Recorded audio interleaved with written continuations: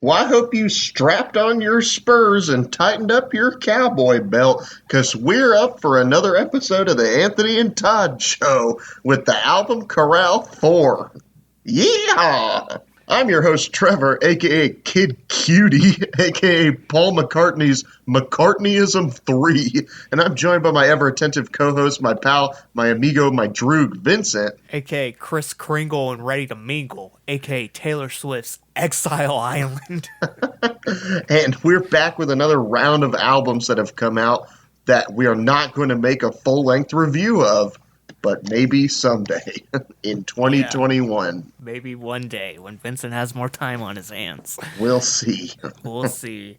So yeah, we're going to try to get through these pretty quick, even though there's a lot of good stuff in here that we want to talk about. We're going to be starting off with something, I guess, kind of random. We've covered his last solo album, Paul McCartney, with McCartney 3. We did his last album, Egypt Central, I think that's what it was called. Egypt Station. Egypt Station. Yeah, the album like where a he train said, station. I couldn't figure out if he wanted to fuck me or fuck me. It made me very uncomfortable. There's some really corny pop in his last one, and then finally some just like shades of previous Paul McCartney and Beatles-like material. And I think this one stands out a little bit more than the last one. I think it's still kind of the common denominator for an artist who's kind of past their heyday to make material like this, but I think there's shades of common to the songwriting and the character that was part of the Beatles on here, which I think is nice. There's nothing super corny. I think a lot of these tracks do go on too long, but they kind of also remind me a bit of like jam sessions, not like in a way where you have these like jam bands like the OCs or like Gizzard and they just like go out there and like shred and do crazy shit. Paul McCartney's more just like having fun with his buds and making music, and that's kind of the best part about this album. It's just light fun, nothing super artistically creative or anything like that, just some nice kind of creative music for Paul McCartney, but nothing he hasn't already done before in the past. Yeah, I didn't listen to this full album, but I did listen to a couple of cuts off of it, and I agree with what you say about like the jam session kind of vibe. It reminds me a lot of the Beatles' last album, where they took tracks like, I don't know, like Let It Be or Get Back or She's So Heavy, and it would have like a very short chorus and short like verses that would only last like 2 minutes, and then they would just sit around and like jam for the last 7 minutes and just like play out instrumentally. That reminds me a lot of that kind of style of the Beatles when they were about to break up, basically at the end of their careers. But I do think that this has kind of shades of what made Paul McCartney great, and some of that creative juice is still flowing. Unlike, I'll compare this unfavorably to the last AC/DC album that came up this year. It's literally just more AC/DC. There's nothing new about it. It doesn't even show like shades of when they were creative or when they were pumping out like good stadium rock or like interesting melodies. Paul McCartney, I feel like, is still holding on to some of what made that Beatles era so creative. Yeah, next we have Michael Christmas with Hiding. The last Michael Christmas project we reviewed was Role Model, all the way back in 2018. He's put out a couple albums since, but I never really checked them out. I did check out singles that he dropped, like the ones from this album, and also Triple H, which I think came out last year, which is absolutely fun and frantic single.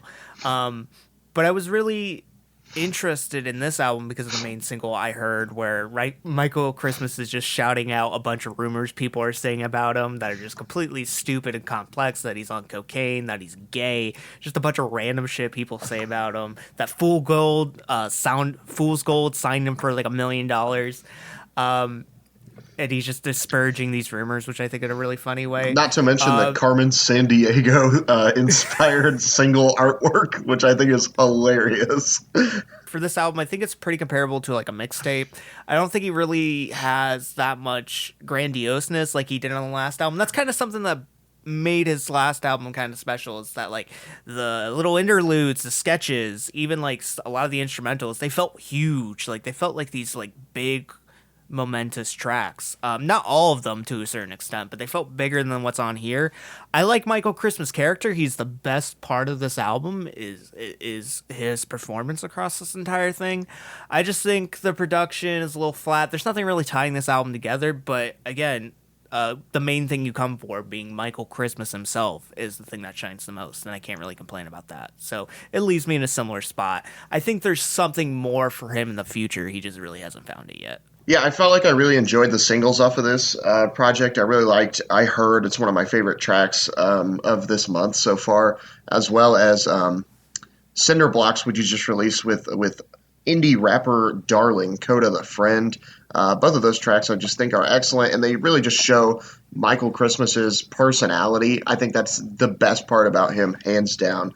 It's not always the production, although the production on both of those tracks, namely, are interesting enough, and I think that they're fun. But Michael Christmas's personality, I think, is just uncomparable.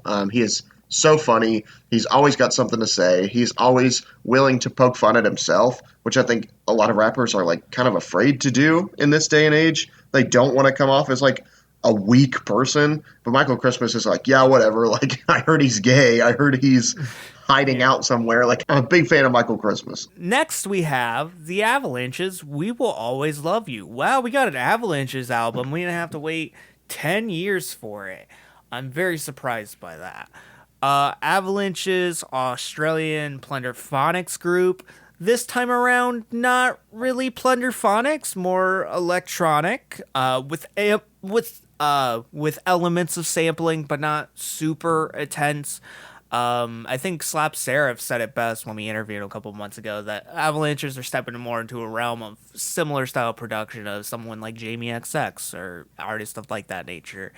And I agree with them in that sentiment because I think while this is evolving their sound, the DNA is still the same. You've still got that flowing album layout, track layout, go one track just flows so well into the next. It just feels like this never-ending ocean you're traveling down. That works really well. It has a very spacey vibe this time, but you get tracks that feel like this overwhelming sea, like Since I Left You, or this very flowery paradise, the psychedelicness that was on Wildflower. While I feel like I was kind of underwhelmed by the feature layout this time, I think overall works well. Denzel Curry is a great feature. Blood Orange on the title track, We Will Always Love You, has an excellent performance with the Roaches sample in the background. I think it's actually performed by Child Chorus. I think this album, in one sense, may be a little bit too long. I think sometimes it does get a little bit lost. It is my least favorite of the three Avalanches albums put out so far, but I still think it's an incredibly good album. I think they found a way to continue to make music without having to heavily clear samples like they did in the past. And I think I commend them for at least trying something new and succeeding. And following through on it and creating this spacey and void-like atmosphere across this entire thing. Yeah, I just can't get enough of this album. I've been listening to the heck out of this, just trying to take in every last ounce of it. Every single that they released over the course of the year, from We Will Always Love You to Running Red Lights with Rivers Cuomo and Pink Sifu. We've got Interstellar Love with Leon Bridges, came out maybe a month or so ago. But even some of the deeper cuts in this album, I just find to be so fun and interesting. The Divine Chord with MGMT and Johnny Marr sounds like it was lifted directly off of Wildflower. We Go On with Cola Boy and Mick Jones, who I'm pretty sure was on Plastic Beach. Yeah. Yeah, okay, that's what I thought. Is the other like big sampled moment where we had the Roaches Hammond song sample on We Will Always Love You, which is a beautiful sample. We Go On features a Carpenter's sample, which I think hits super hard in this more like dance hall inspired track. You got moments with Jamie XX with Wherever You Go. Great like party tracks like Music Makes Me High and Take Care in Your Dreaming featuring Denzel Curry, Tricky, and Sampa the Great. You got some of these like meandering tracks like Kurt Vile's feature on Gold Sky. The only part of this album I don't really like is the ending of it, where I feel like it just kind of fades off into this like Morse code track. I don't understand that at all. But the track Weightless, I was just like not big on. But overall, I feel like if Wildflower was the daytime for them, We Will Always Love You is like the night of the Avalanches. It's very like electronic inspired, kind of has like a lot of space imagery. Yeah, I can't get enough of this. I've been listening to this quite a bit over the last month. Moving forward, we got Kid Cuddly, as Anthony Fantano calls him, with Man on the Moon 3, The Chosen. Kid Cudi returns with his first solo project since, I believe, 2017, and his first project since Kids See Ghost with Kanye West back in 2018. I was really excited for this because I love Man on the Moon 1, such a great pop rap album with shades of discussion of mental illness, and I think it just really defines a really well boundary between kind of like party rap and like deeper mental health issues, which is really nice. And then Man on the Moon 2 is this like big void where Cudi's kind of expanding his vocal range and getting into these weirder vocal sentiments across the album. I think of tracks like Ghost, where he's just super moany, and he wasn't that way previously. Like, he hadn't gone down that cliff yet. And I personally enjoy Man on the Moon 2 more. That was the album I listened to a lot in high school. And I think I really related to the character of Cudi and all the emotions he was going through and how he described himself and his mental illness. I thought was just amazing. And then I was really interested to see Man on the Moon 3 because Cudi came back from releasing kind of two stinker albums, Speeding Bullet to Heaven and Passion, Pain, and Memeing Slang. And then he dropped Kids See Ghost, which it seemed like out of nowhere he just kind of matured on themes that he's had trouble with on the past with those two albums. And for him to come out with this, I was very surprised all of a sudden because there's really no hype. He just kind of he announced that it was coming out a couple days beforehand. We knew something was brewing because he released that track with Eminem. He released Leader of the Delinquents earlier this year. And overall, I gotta say, this new album is good. Similar to Avalanches, it's my least favorite in the trilogy. I think the biggest problem with this one is Cudi. It's too modern, I guess. Like, stuff that's Cudi has done in the past, I think aged really well. And for Cudi to kind of take more of like a modern trap vibe with some of these tracks, and especially some of the vibe with Travis Scott, which Cudi invented Travis Scott, or like not he personally invented, but like the sound later went on to inspire Travis Scott. So there's no Travis Scott without Kid Cudi. Like, he is one of the artists that Travis Scott kind of like took elements from and made his own sound, and Kid Cudi kind of showcases that on this with some of the kind of auto-tune broodiness that Travis Scott has. I don't think it really is distracting too much, but it's something to note. I think the production, while it is spacey, I think it matures better in the second half than in the first. Not to say the first doesn't have its hits, like the first actual track, Tequila Shots, is like amazing. I also love The Void on the second half. The Void is an amazing track where Cudi feels like he's almost like setting himself in the abyss. And the themes over across this entire album, where it's like Cudi ties back lines from previous albums of his, whether it's Man on the Moon or Man on the Moon 2, or even Kids See Ghost, because he brings up the only person preventing me from peace is me, or whatever that line is from Reborn. I think Cudi is maturing in a similar way I am, and how I view my mental illness. I think Cudi has some overlap of how he views his mental illness, which I think is a really cool thing because it gives me closure, because I think he's maturing or accepting the fact that this is something you kind of have to live with, but it's not something that controls you, which I think is kind of a big theme of the album. And there's also some great features. Show Out with Pop Smoke and Skepta is a complete banger that shouldn't work, but absolutely does. The transition from Skepta's hard verse to the melody or the melodicness of Kid Cudi is awesome. Pop Smoke's deep voice is amazing. Phoebe Bridgers on this album is awesome. Trippie Redd has a pretty decent performance. So overall, I'm very happy with this album. But again, I think there's always some room to improve with this one. Yeah, I actually didn't really have a lot of the same attachment that you had to Kid Cudi. Like, I didn't really listen to Man on the Moon 1 or 2 in a very like pivotal time of my life. I had Speed and Bullet, which I think is like obviously really messy, but I still think it's like fun, I guess. And Kids See Ghosts, which we all know was incredible. It was just an amazing record. But Man on the Moon 3, I feel like Kid Cudi has kind of matured. I think you're right. When I was like in middle school or when I was younger, I had friends that, or not friends, but I guess like classmates that listened to Kid Cudi and were just absolutely nuts over him. Like before I even went to high school, there were kids that were like absolutely nuts over Kid Cudi. I didn't realize like how much of a pull he had, I guess, until I finally listened to Man on the Moon 3. Tequila Shots, like you said, is an incredible track. Show Out, incredible track. Solo Dolo Part 3, funny name, very good song.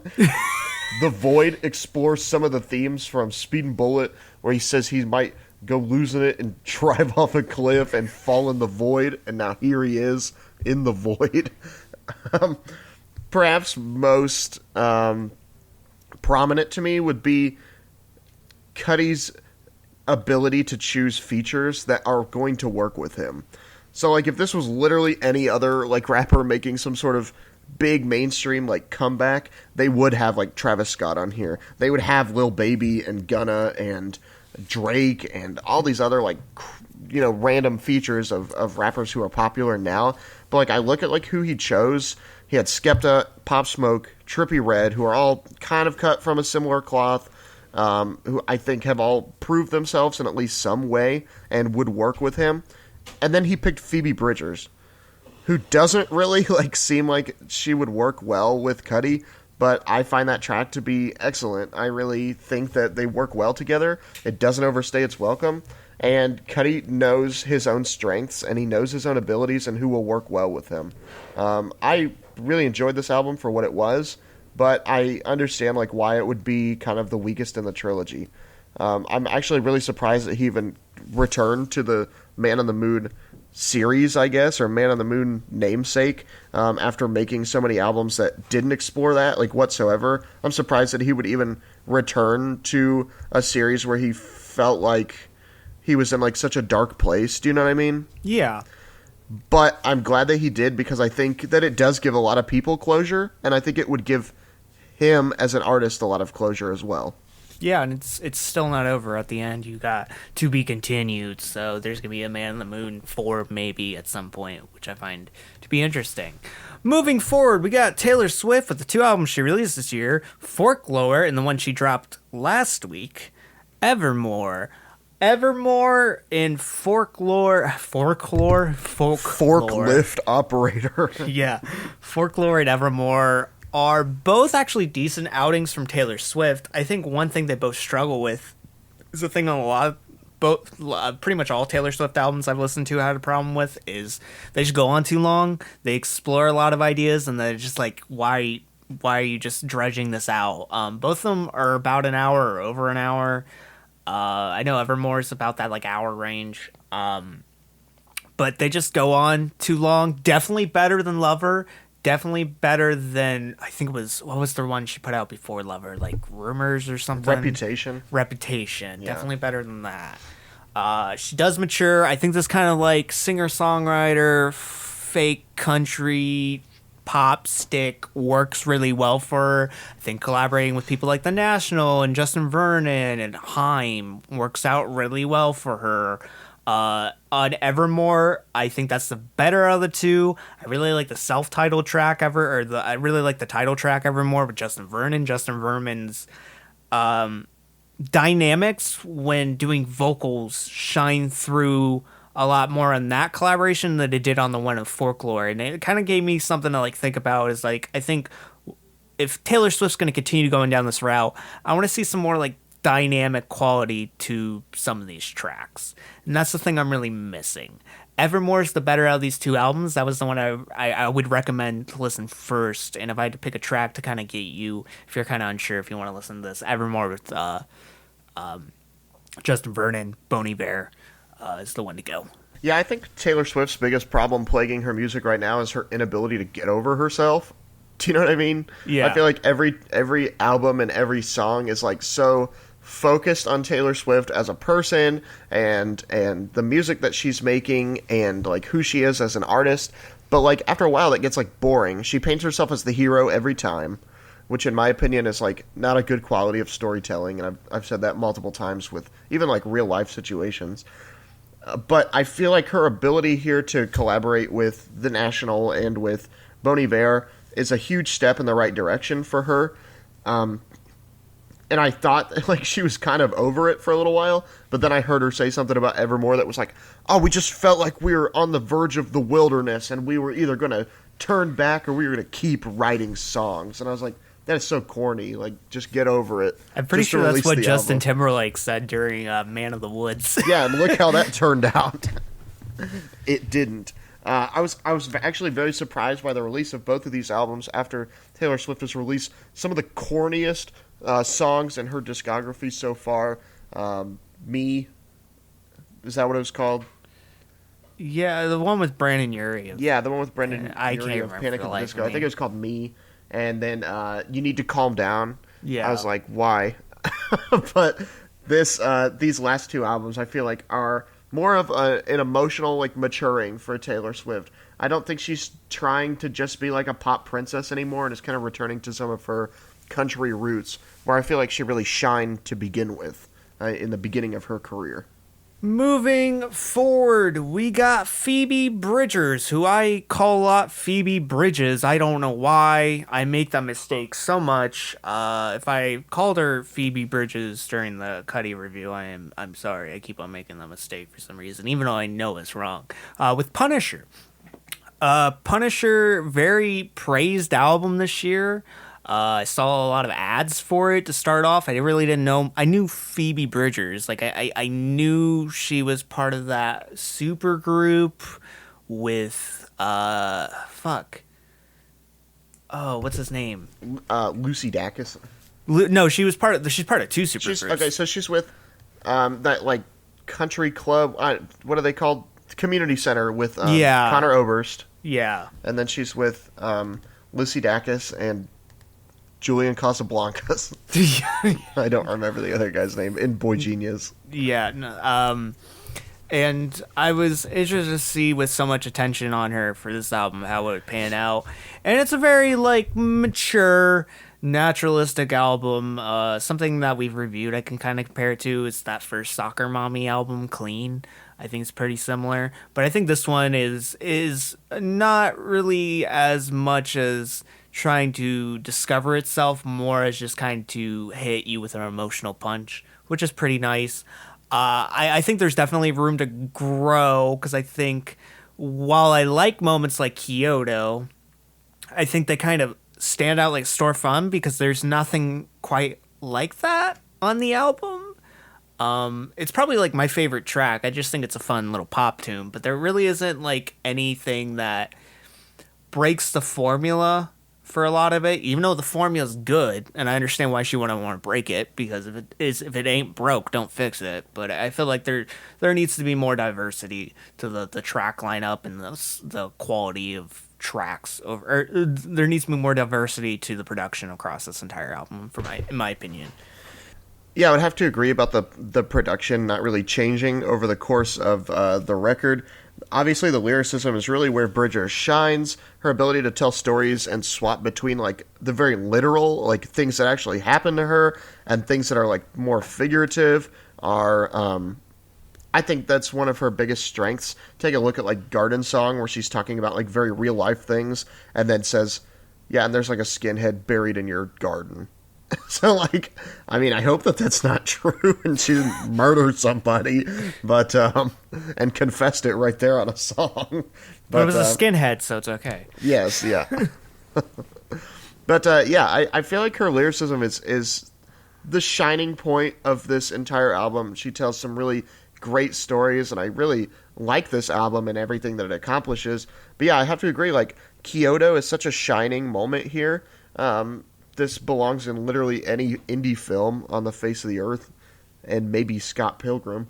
But I wish that there were more tracks like this, because I know she's capable of it, especially with working with the people that she has worked with, Connor Oberst and Lucy Dacus, who I think create similar music, but also more memorable like melodies.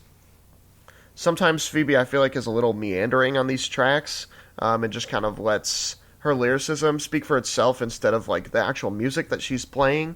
But I think that could all work itself out in the next album. She's definitely growing as an artist, and I really like this album. I thought it was good in its entirety. Okay, moving forward, we got Dirty Projectors with a collection of 5 EPs they released of the year. It was put into an album called 5 EPs, and it's essentially a new lineup this time around as compared to the last full-length album they put out. I think overall this album's kind of about growth and change, and it touches on fascism and climate change, but mostly growth. And as this album develops, the characters or the stories being told also kind of develop, which is nice. The best moment on this is Overlord with one of the new vocalists whose name's not in my head at the current moment. But I think this lineup is pretty stellar. It's so naturalistic. It's so diverse. I think the third EP with the original frontman, again, whose name is not in my head currently, is kind of the weakest because it seems very forced. Just like a forced moment where he shows up and there's no real reason for him to show up so late. But I feel like an EP would probably be fine in its own isolated thing. But in this concept of being stacked on 2 previous EPs, it kind of doesn't make a lot of sense. But overall, I like the growth and maturity and the sound diversity of this album. Basically, a lot of the things I liked about the last Dirty Projectors album was like the diversity of the sound. But this time it's amplified. And it's more grandiose and large. It's a very stellar and like warm project. Moving on to the next Kali Uchis project, Sin Miedo del Amor y Otros Demonios, which means without fear of love and other demons. Kali Uchis' first real majority Spanish album, which I really enjoyed. Sometimes I feel like a lot of Latin artists or Latin American artists will shy away from their Spanish side and like won't always show that and sing in Spanish and everything. But I feel like Caliuchis isn't afraid anymore. She had a lot of shades of what made Latin American music great on her last album, Isolation, from 2018, as well as her EP that she released earlier this year, which was only like a couple of tracks. But Sin Miedo, I think, it's just a full like Spanish album, and Caliuchis freaking kills it the entire time.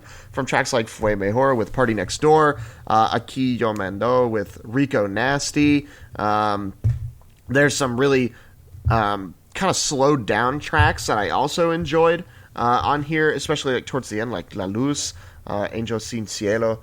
I like the character Caliuchis provides on this, because before she seems, not to say robotic, but no, not robotic. But before she seems kind of like stuck up, and I mean that in a good way. I don't know, like she thinks very highly. Like all her actions have like a purpose behind it. Like she's very calculated in her like movements. In this album, I think like it shows that a lot more, and it makes a lot more sense for me. Her on Isolation, the Spanish speaking tracks were kind of like the most like boring parts of it because they're these kind of like generic Latin pop tracks. But on this, I think besides kind of some of the features, they pan out better than they did last time. But for a majority of this album, like the thing that keeps me invested is just like the diversity, again, similar to Dirty Projectors, diversity of like the areas she will go to. Like the Rico Nasty track's an absolute banger. Rico Nasty speaking Spanish is like amazing. I didn't know I wanted that until now. Caliuchis and her is just so like cold and calculated. It works so amazingly. They come off as like badasses, and it's awesome. Like a lot of these like lounge sounding tracks seem so grandiose and so huge, and like it seems like you're just in this like dark piano lounge and Caliuchis is on stage performing all these like Latin pop hits, and is amazing. Like when you get into these like lounge like tracks where this like almost jazz instrumentation, it works out really, really well, and I want to see more like that in the future. But I also appreciate the diversity and even the more contemporary Latin pop tracks, because Caliuchis does have impeccable range, she does have impeccable character, and when she is charismatic, even in like almost like a stone face way, it projects this interesting character from her, and that's what I really like about her music is that she isn't super expressive with her face or maybe with some of her mannerisms. It's more her voice and her range that speaks out. Moving forward, we got Moses Sumney with Grae. We talked about Grae part one earlier this year, and we kind of skipped part two.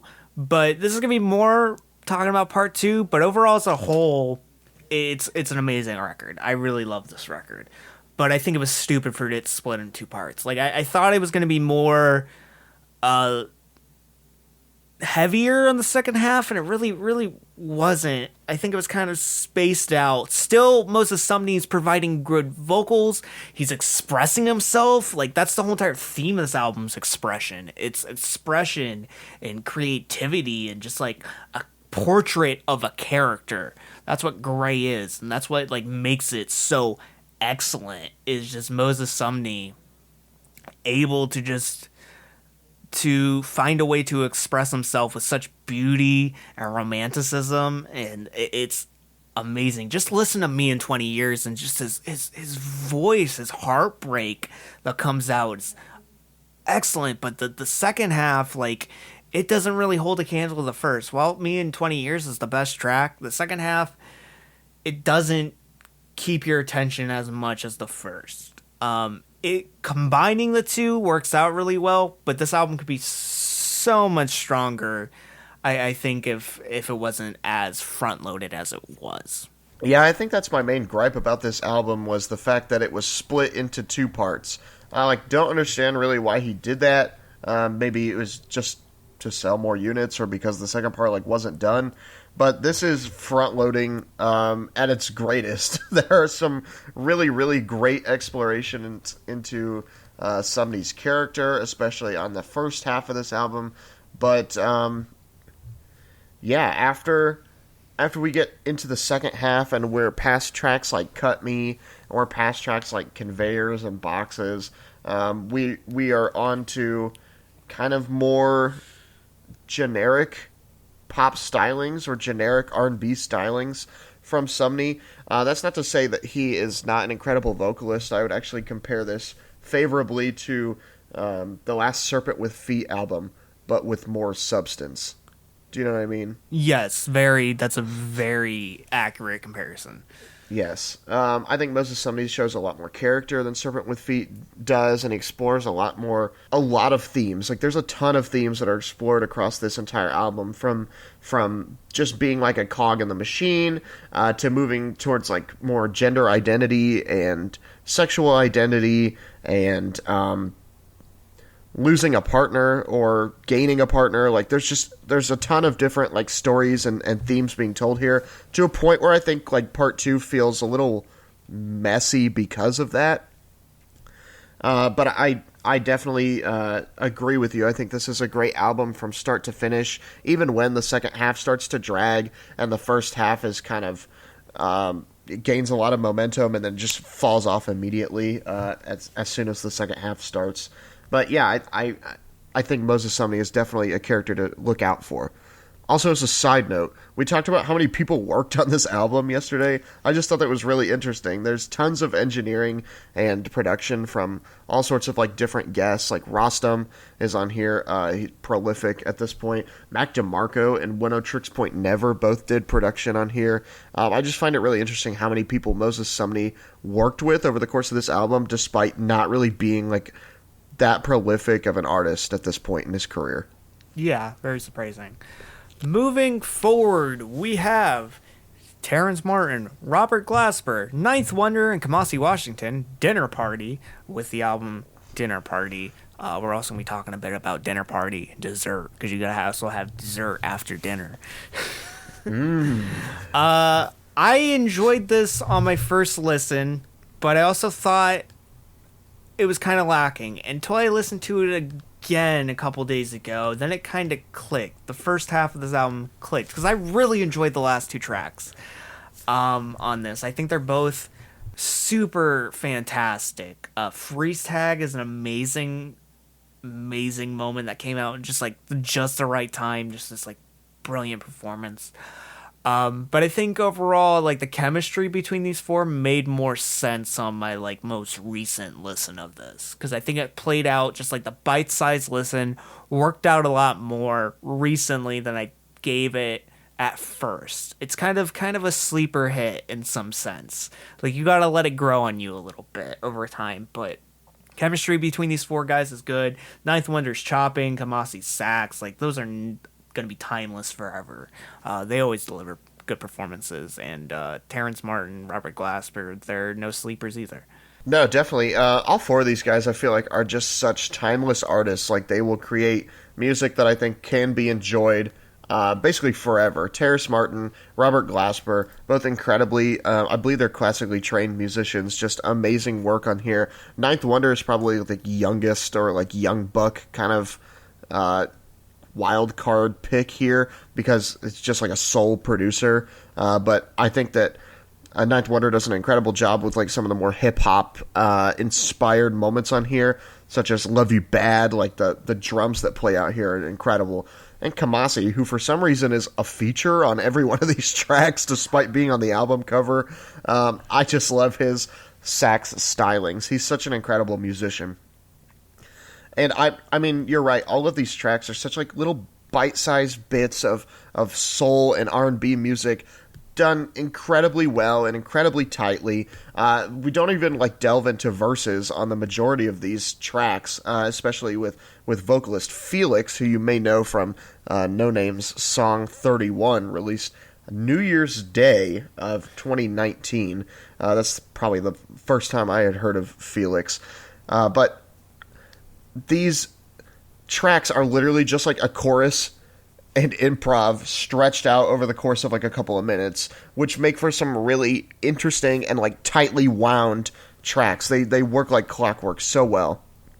But let's get into Dinner Party Dessert, which adds a ton more artists into the mix.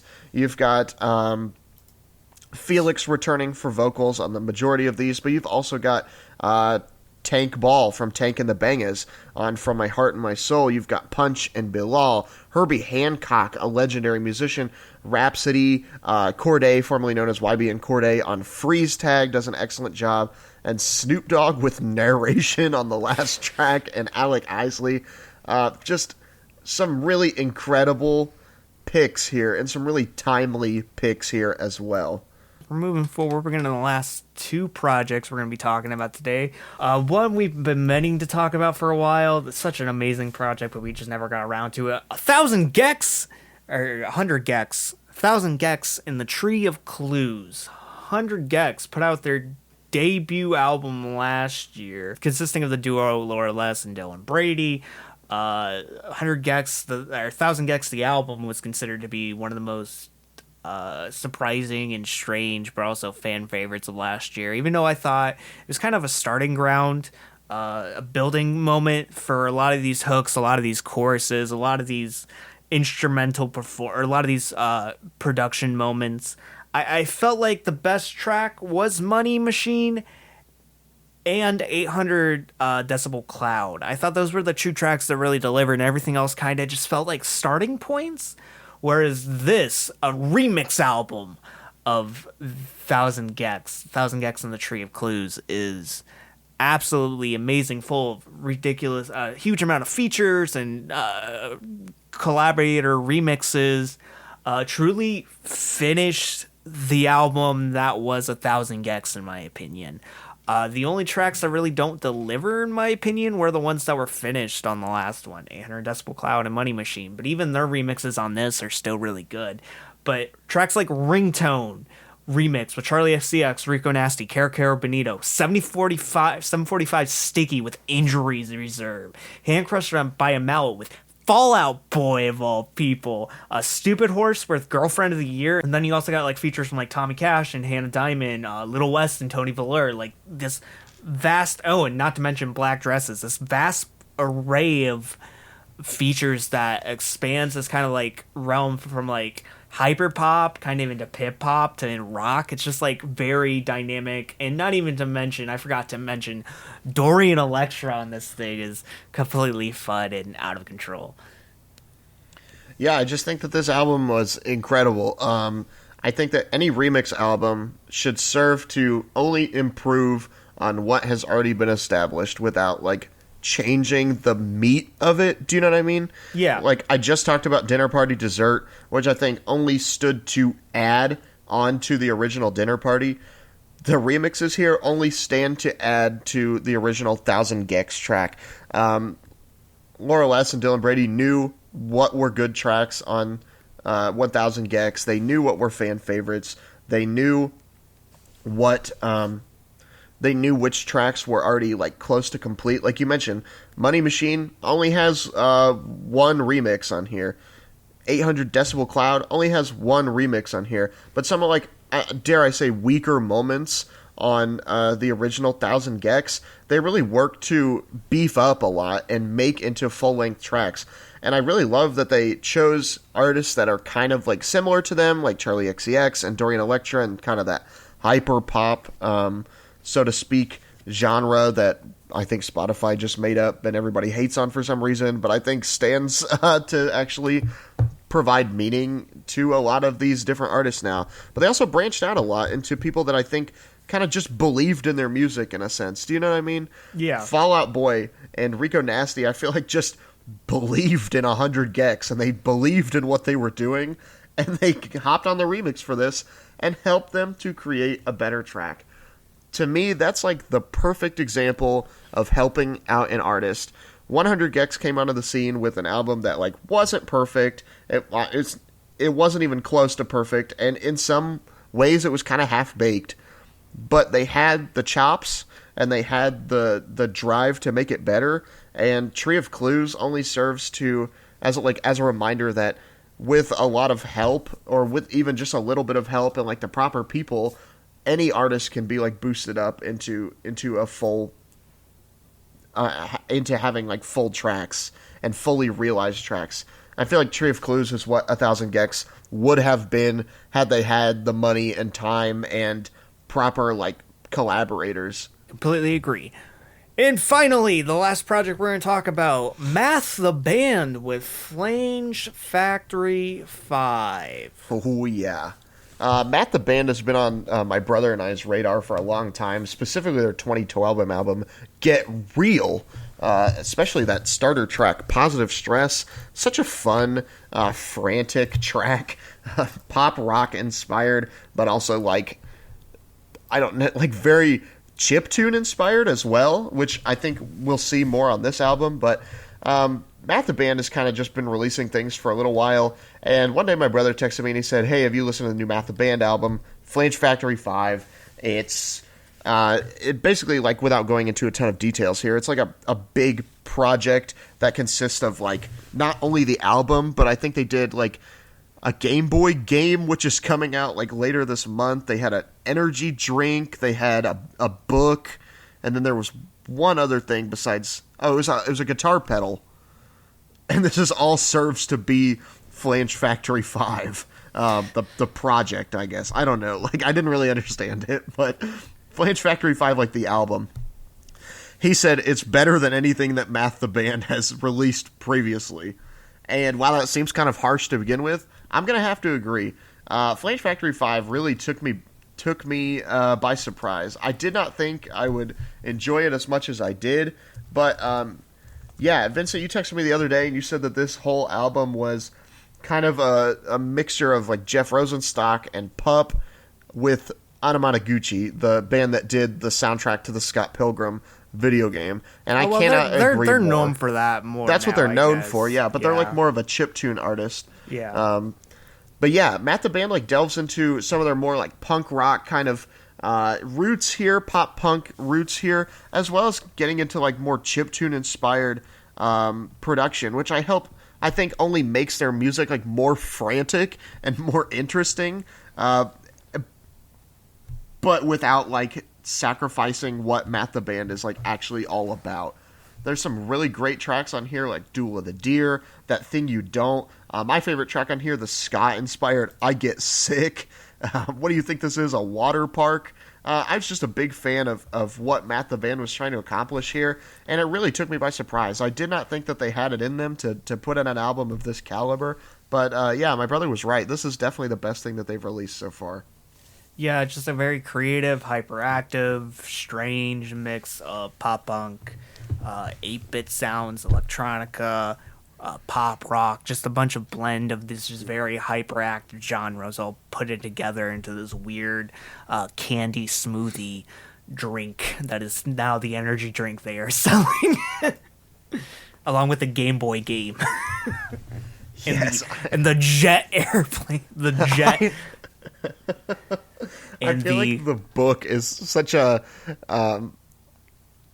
like antithesis of what they're creating here. Like imagine like having you have the energy drink and you have the Game Boy game and you have the album and you have the guitar pedal and everything's like super hyper, and then they give you a book and they're like, "Here, sit down and read this." That's such like an opposite of what they're trying to accomplish. Yeah, unless the book screams at you, then it would be perfect. Yes. While you read it. And that is it for Album Corral. This is actually the last Album Corral of the year. We're done, big boys. We made it. Made it We're through an entire retiring. year. Yeah, this is the last Album Corral ever. Afterwards, we're going to go out behind the shed and we're going to get shot. It's time to put us down. After a long and hard year. So the next time you'll see us, it'll be time for year-end list, which I'm excited. It'll be time for 2020's best songs. We don't know how many songs we're doing. We're probably gonna do at least two songs. Best be two it. songs of the year. Until next time, guys. I've been Vincent. He has been Trevor. If you want to follow us on social media and find us on Anthony, you can find us at Anthony and Todd on Twitter, Instagram, Facebook. You can find us youtube.com/Anthony and Todd Show. You can find us Podbean, Apple Podcasts, Google Play Podcasts, and Spotify, or whatever podcast service you use to listen to podcasts. Search the Anthony and Todd Show and find us.